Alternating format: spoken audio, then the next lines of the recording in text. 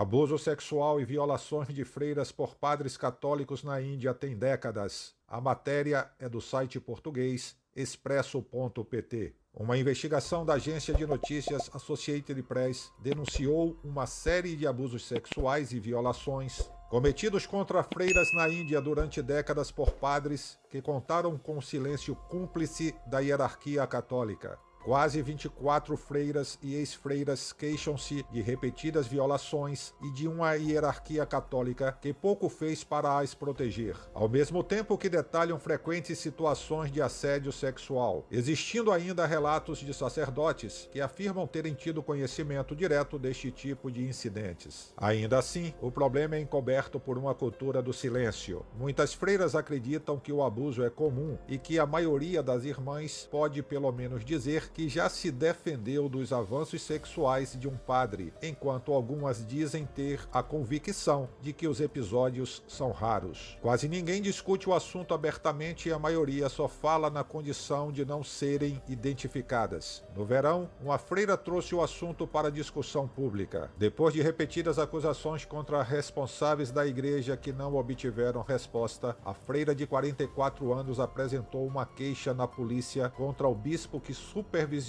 a sua ordem, acusando-o de a ter violado 13 vezes em 2 anos. Um grupo de freiras lançou um protesto público para exigir a prisão do bispo. O protesto dividiu a comunidade católica da Índia. O acusador e as freiras que a apoiaram foram isoladas das outras irmãs, muitas das quais defendem o bispo. A freira Josefine Violinical disse que algumas pessoas estão acusando-as de trabalhar contra a igreja. Ela disse que está sendo acusada de adorar Satanás, mas que elas precisam defender a verdade. As queixas de algumas freiras têm décadas, como a de uma irmã que ensinava numa escola católica no início dos anos 90, em Nova Delhi, a capital. Uma noite, um padre de 60 anos foi para uma festa na vizinhança. Voltou tarde e bateu à porta do quarto onde se encontrava. A freira disse que o sacerdote cheirava a álcool e que tentou forçar a entrada, agarrando-a e tentando beijá-la, embora esta tivesse conseguido empurrá-lo e fechar a porta. A freira queixou-se à sua madre superiora e escreveu anonimamente aos responsáveis da igreja. O padre acabou por ser transferido, mas não houve qualquer sanção pública nem lugar a avisos às outras freiras. O arcebispo Kuriakose Bharanikulangara diz que o abuso é esporádico. Segundo ele, uma vez aqui, uma vez ali. Já as violações, garante uma outra freira, aconteceram no pequeno convento na zona rural de Kerala, onde as irmãs do lar da Missão São Francisco passam os dias em oração ou cuidando de idosos. O violador, disse, era o homem mais influente naquela parte do mundo, o bispo Franco Mulakal.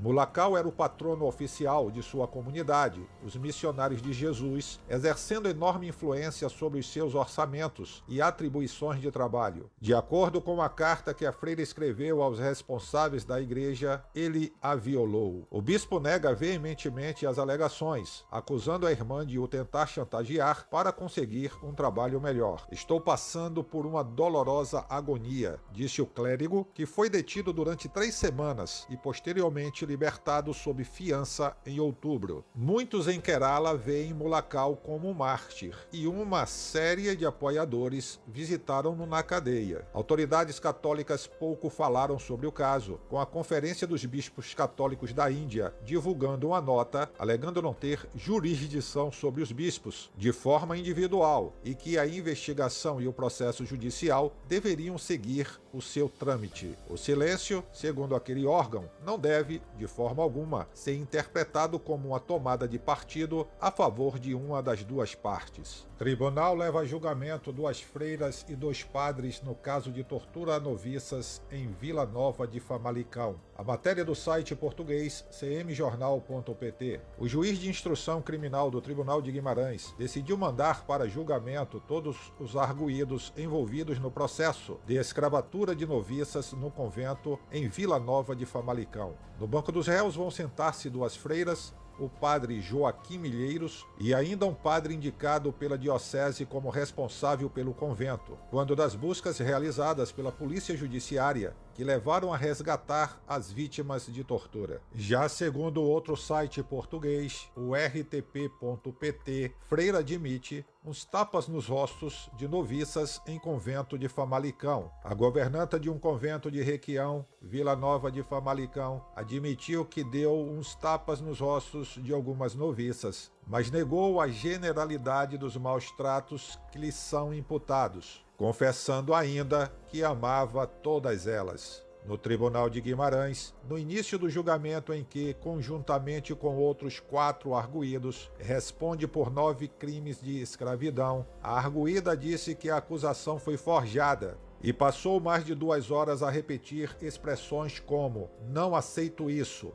"não vi isso", "não conheço", "não me lembro", "é falso" e "não é verdade". Ela disse ainda que chegou a dar uns tapas e mais nada. A arguida também admitiu que por vezes se poderia ter aborrecido ou zangado e por isso pediu perdão. Todavia, e apesar de jurar amar as noviças que se queixaram de maus tratos, sempre adiantou que elas às vezes eram porcas e mentirosas, que não gostavam de trabalhar e não sabiam fazer nada. Chegou a referir-se a elas como "esse tipo de gente" e acrescentou que amava todas elas e que ainda as ama. Em causa no processo está a Fraternidade Missionária de Cristo Jovem, instalada num convento em Requião, Vila Nova de Famalicão. Os arguidos são o padre fundador da instituição e 3 religiosas que asseguravam o funcionamento do convento e a educação e orientação vocacional das noviças que ali entravam para seguir uma vida de entrega a Deus. A instituição também é arguída. Respondem todos por 9 crimes de escravidão. Segundo a acusação, os arguídos resolveram angariar jovens para exercerem todas as tarefas diárias exigidas para a conservação e manutenção das instalações da instituição e continuação da sua atividade sem qualquer contrapartida e mediante a implementação de um clima de terror. Para o efeito, acrescenta a acusação, cortaram-lhes qualquer capacidade de reação, utilizando-as como mera força de trabalho.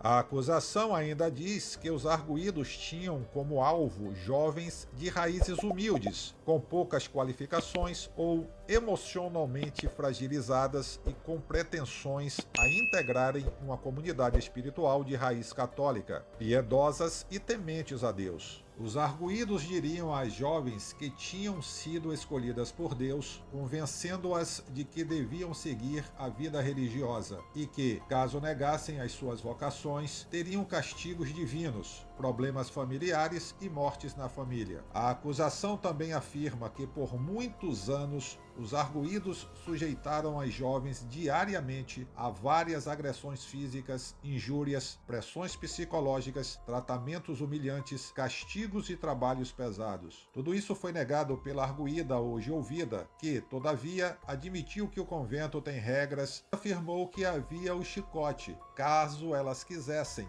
mas que elas não faziam porque não tinham a garra e a generosidade suficientes para isso. Não eram capazes. Esta mesma arguída acabaria por ser expulsa do convento depois de ter instalado a polêmica de alegados maus tratos. Apesar disso, ela afirma que ama a instituição e que isso arde dentro dela, sempre com um discurso de grande fervor religioso, próprio de uma pessoa temente a Deus. O padre arguído, de 89 anos, não compareceu em julgamento por razões de saúde. Há ainda 2 arguídas, igualmente de idades avançadas, e que também eram responsáveis pela gestão do convento, que optam por não prestar declarações. A acusação sublinha que as arguídas, apesar de se apelidarem como irmãs, na realidade não são freiras, pois não têm votos tal como exigido pela Igreja Católica. A freira que foi arguída disse: "Eu sinto-me consagrada. Não sei o que a Igreja pensa de mim." O crime de escravidão é punível com a pena entre 5 a 15 anos de prisão.